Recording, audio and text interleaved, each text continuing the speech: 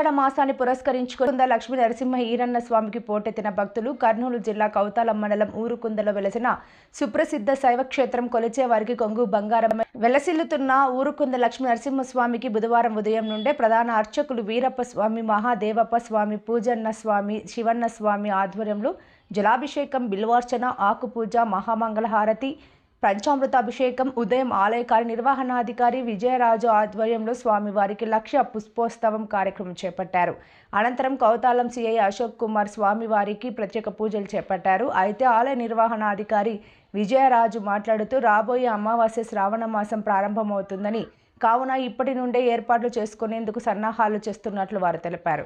ఉదయం నుండే ఆలయానికి ఆంధ్రాతో పాటు కర్ణాటక, తెలంగాణ, వివిధ రాష్ట్రాల నుంచి భక్తులు పెద్ద ఎత్తున తరలి వచ్చారు. భక్తులకు ఎలాంటి ఇబ్బందులు లేకుండా మౌలిక సదుపాయాలతో పాటు తాగునీరు, తలనీలాలు సమర్పించిన తర్వాత స్నానాలకు కుళాయిలు ఏర్పాటు చేసినట్లు ఆయన తెలిపారు.